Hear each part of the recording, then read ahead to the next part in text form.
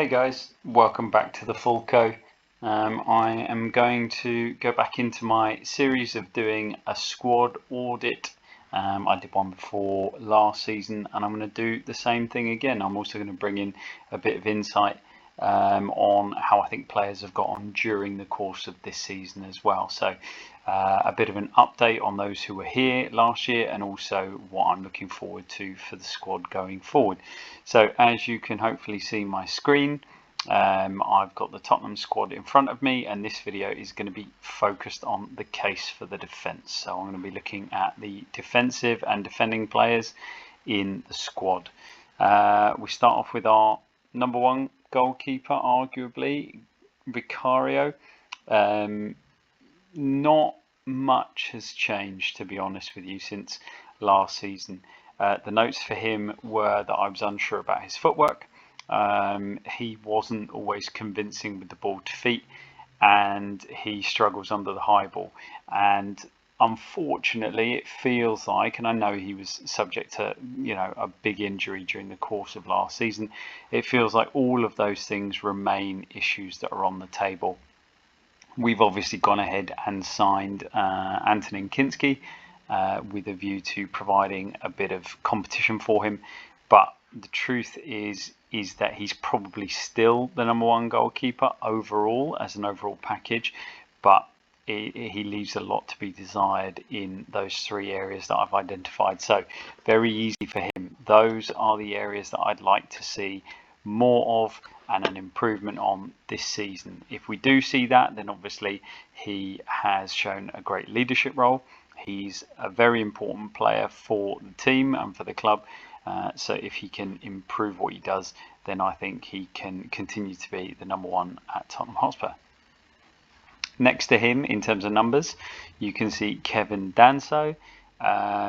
He has done a really good job since he was brought in at the end of the January transfer window. He was what we needed, and arguably without making that signing, it was a loan obviously, and the signing made permanent this summer, we would have really struggled, or we would have struggled even more so than we did last season. So Danso, he's big, he's strong, he is more of a classic defender, but he does want to and he does try to play. I don't think he has the same quality as someone like a Christian Romero in terms of playing out from the back and carrying the ball, but he does look to do it, and more so than passing the ball through the lines, he does want to get the ball down and he does want to drive past attackers who are pressing him. So if he can continue to do that and he can make sure that he doesn't concede possession and then just improve on his output in terms of his passing, I think there's an excellent defender there. And certainly now under Thomas Frank, there are going to be times where we're going to go three at the back. Hopefully we're going to be competitive enough across 4 competitions that we're going to have a lot of games this season. We're going to need plenty of centre half. So I'm looking forward to seeing the evolution of Danso this season. Next up is number 6, Radu Dragushin. He suffered a really unfortunate ACL injury last season. He's going to be out for a very long time, and as with these things, for anyone that's had an ACL and who's played, or for anyone that's watched enough football, you'll know that an ACL not only affects you in terms of the total time it takes you to get back, but sometimes it can really have a knock-on effect on your game. So Dragushin, even though he's scheduled to come back towards the end of the year, i.e. the calendar year 2025, he might take a long time to kind of settle back in and find his feet. But I do think that he's the kind of defender that if he stays, he would be an asset to Thomas Frank with his emphasis on set pieces. He could be an attacking threat, but also he'll be good at defending if we, sit in a mid or low block and force teams wide and ask them to put crosses into the box with either a 2 or a 3 at the back. He's the kind of defender that should eat that up and really enjoy that side of the game, just doing the defending. So let's hope that he gets a run out before the end of the season. He gets lots of quality minutes, arguably in the second half of the season. No more defenders. If we go through the traditional squad numbers all the way until number 13, Destiny Udogie. He struggled a little bit last season until the end. And then when he came back into the side, obviously he had an injury at the start of the season, then he came back and he took his place back from Jed Spence, who had been doing a fantastic job covering at left back. And Udogie was, he was fantastic on that run to the Europa League final, winning that trophy. And he's continued with obviously only one pre-season friendly to go by. He's continued that run into the new season. He looks sharp, he looks hungry, he looks strong, and he looks back to fitness. So I'm excited to see what playing under Thomas Frank is going to bring for Destiny, but I could imagine him doing plenty of the more traditional kind of overlapping and underlapping fullback style play than he's been doing previously, and that's the area that he excelled in Italy, so it should be good to see. And defensively, just want to make sure that he stays concentrated, stays switched on all season long, and he continues to do what he can do, which is a very physical defender, but just making sure that mentally he's always kind of on it. His positioning is where it needs to be to provide the most amount of cover. There's just every now and again when he could be tucking round as a fullback, very kind of traditional fullback play. He's maybe not reading it, or he's reading it a little bit late. Again, that could be system issues under the previous manager. Let's see what that looks like under Thomas Frank. As we move on, I'm not going to mention Archie Gray in the defensive lineup because I'm hoping that he's not going to be a defensive player this year. And then the next one we've got is number 23, Pedro Porro. Pedro Porro, I think, could excel under Thomas Frank. We know that being an out-and-out right back is not where Porro's strengths are. He is an attacking fullback. He's a wing back. We could certainly see that under the new manager. And he's got wonderful technique, wonderful delivery. He's a great passer of the ball. He's a good technician. He can travel with the ball at feet. So all of the attacking side of the game he's very, very good at, and he's got really, really high output in terms of assists and creating chances. I think that's going to continue. He's going to get lots of opportunities to put the ball in the box, but we do want to see him tighten up. And again, it's similar to the notes on Udogie. Can you make sure that you are doing the most to cover your centre halves and to cover your teammates? Are you in the right position? Are you smelling danger and getting into positions to affect the game defensively? There is no questioning his engine, his desire, the way he looks after himself. All of that is fantastic. We just want him to slightly improve on those defensive performances. Let's have a look at Jed Spence. Jed, I really do hope that the drop-off towards the end of last season is not something that's going to continue. I hope that he's coming into this season refreshed and ready to really fight for his space, because he could be a really important player for Tottenham. But with Jed, I think so many managers have had him, and they've probably all had a similar view, which is it's not the ability. It's not the physical aspects of it, but it's the mental side of it. If Jed Spence wants it enough, he is an absolutely phenomenal fullback, and he can play on both sides, which is a huge asset. He's a really good technician, really good on the ball. He's an excellent 1v1 defender. He's quick, he's rangy, he's strong. He's a really, really exciting player to have in the team, as long as he can keep putting it together and he can stay focused, stay sharp, stay hungry. Don't lose motivation if you're not first choice and you're not on the team sheet every week. There's plenty of game time to go around, and I do think Thomas Frank could get a lot out of Jed Spence, and we could see some marauding runs going forward, which he'll enjoy, but also work on the defensive side of his game. I actually think the defensive side of his game is very, very good. And like I said, he's as a 1v1 defender, there's a lot to credit him for. So let's hope there's going to be lots of opportunity for him this season, and he seizes that with both hands. Next up, we'll go to Ben Davies. Ben Davies, it's obviously a question mark at this early stage within the transfer window as to whether he will continue to be a Tottenham player. I think he's an important player, having been at the club for over 11 seasons. He will set the standards. He'll be great with everyone around the place. He'll be really good with the younger players. And you need players like that in and around the squad. I totally understand people that say that, you know, he's not the quality that you necessarily want in your first team, and that might be right. But the point is not always just to have players who fill out your first team. It's to have players that fill out your squad, who come in and are solid and do a really good job, and also make sure that around the club things are running, and away from the pitch just on a weekend or on a midweek, that things are being done the way they need to be done. And Ben Davies can certainly do that. And what I would say is, if he plays a more traditional withdrawn left fullback role, where he's not expected to maraud forward and almost becomes the left of a three, and then we tilt the team so that the right back can go or the right wing back can go, I see no reason why Ben Davies can't play either on the left hand side of a three or as a left fullback that doesn't get forward.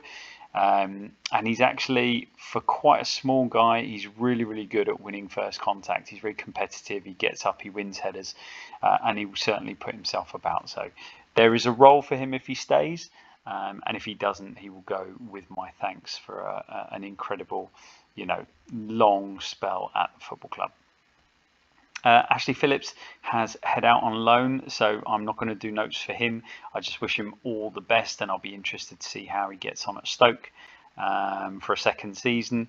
And it will then probably be the case at the end of this season that a decision will need to be made. He will probably want to move on, because I think he'll be a starter for Stoke. He'll want to move on at that stage and become a starting player. And if there's no pathway for him at Tottenham, there's probably a decision to be made. 37, Mickey van der Ven. What can we say about Mickey? The only bits and pieces in terms of notes for improvement, we know about the blistering pace. We remember that fantastic assist against Man United where he ran, 6/8 of the length of the field, if you like. Also known as 3/4, to provide a cut across the 6-yard box for a tap in. These kind of things, they're what make him stand out, and they make him different, and they make him special. But he could do with work in the air. He's not, for a big guy, he's not the best. He's not the most aggressive in the air. He doesn't time it particularly well, so he doesn't dominate attackers, and he doesn't dominate under the ball inside his own box.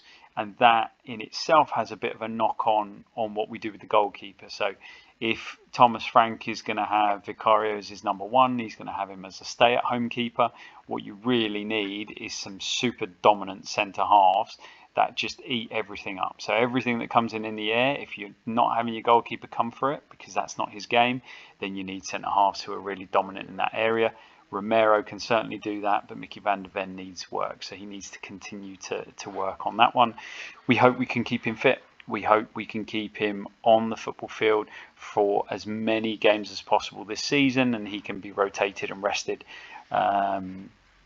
in Europa League games or in cup games, or whenever we need him to, as opposed to having to manage him from an injury perspective. So work on his heading a little bit this season, and again his passing is good, but he's by no means a consistent line breaker in terms of his passing through and beyond midfield. So he could work on that side of things as well.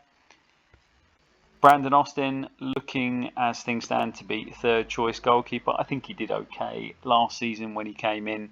I don't envisage him getting a huge amount of minutes, as I think they'll be shared out between Kinski and Vicario this season. But be there, be a top professional, and you never know. Injuries happen, things happen. We've seen it. It's Tottenham Hotspur. So you could always get a chance. So we could see more of Brandon Austin this season. The next two are obviously very interesting. They are our young players. One signed this transfer window, one signed 2 years ago, but only just arrived. So we'll start with Kota Takai.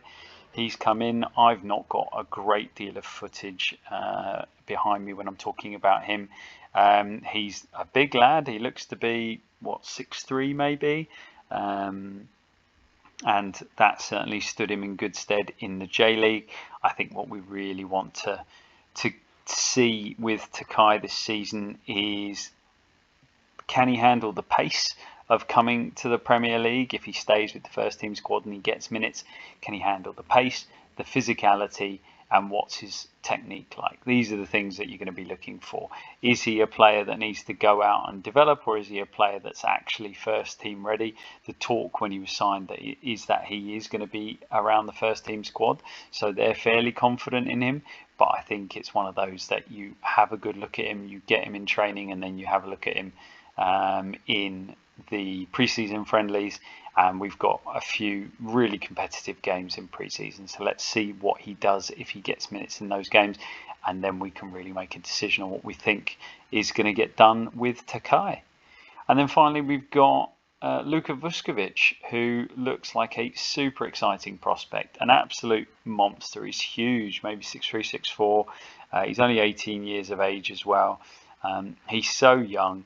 He had a dream debut against Reading with a block on the line and an assist, and then gets himself a really nice goal as well.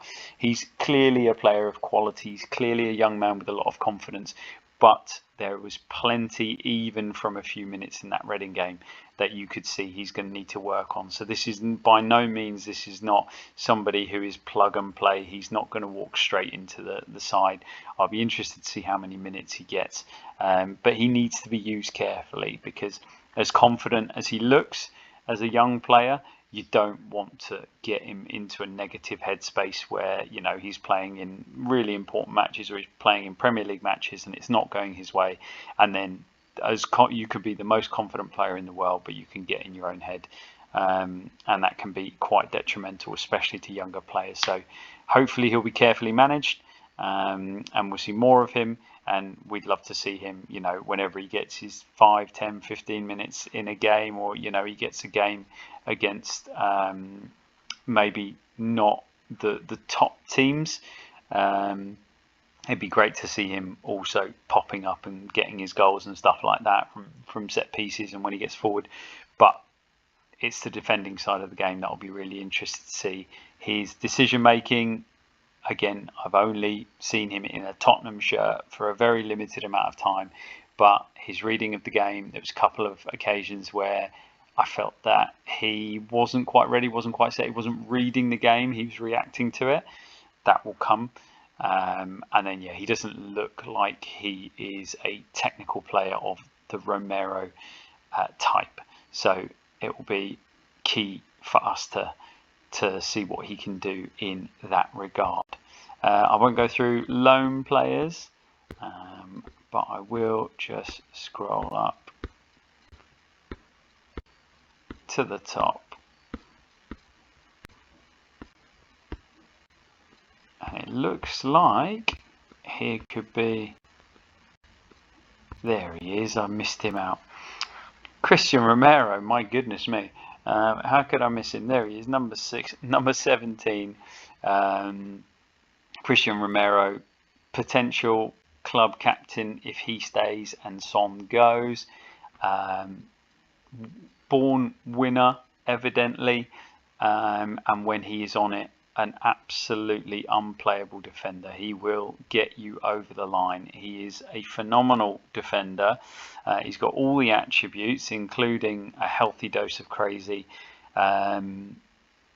It's just, we all know it's whether he can stay on the right side of the line is the key with Romero.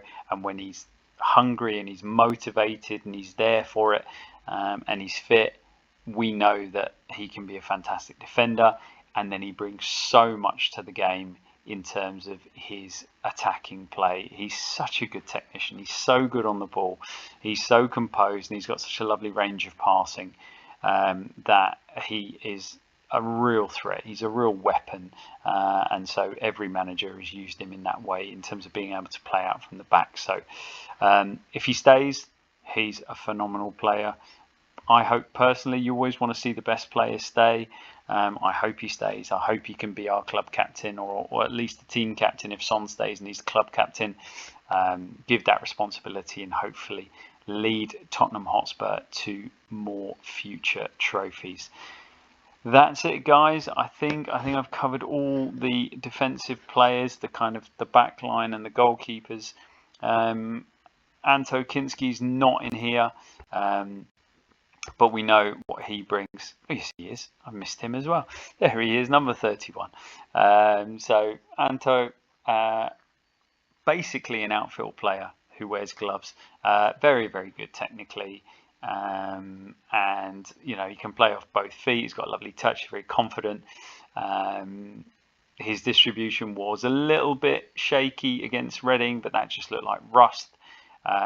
So yeah, I could definitely see him being somebody that Frank would want minutes for. So arguably a Premier League and then a cup split for the goalkeepers, so that they're both getting lots of minutes. And you could see us deploying our attacking setup differently with Kinski, with him setting off attacks and really allowing teams to be drawn onto us, with him then passing through or over. And then Vicario being used slightly differently to clear the ball. He'll do to within his abilities. Vicario will do to within his abilities a similar kind of thing. But I think there'll be an instruction for Vicario. If it's getting tight, you can go long, and then we'll have a plan for that. Whereas I think Kinski, the idea will be play, set play off with your feet. His notes are, unfortunately, he's not the best under the high ball. So in fact, we've got a bit of an issue in that our top two goalkeepers are both pretty weak under the high ball. So it's not something that you could say that you've got with one and you haven't got with the other. And his shot stopping is nowhere near Vicario's. Now, not many goalkeepers are, but Kinski has certainly made a few errors, for me anyway, last season, which we'd like to see him improve and get a lot more confident at. That's your bread and butter. That's the very minimum. This is the stuff you need to be doing if you want to be at a top 6 club. You've got to be a goalkeeper that's in line with that, and then we really need to see him improve that bravery, getting under the high ball as well. So yeah, let's see what the season holds. I'm sure I've missed somebody else out, but otherwise that's it for the back line. Apologies for jumping all over the place, but the numbers are non-traditional. They are all over the place. That's your Tottenham defence for the season at the moment, if there are no more changes, and if there are, we'll do a video and we'll talk about that. I'll leave it there, but as ever, come on Tottenham.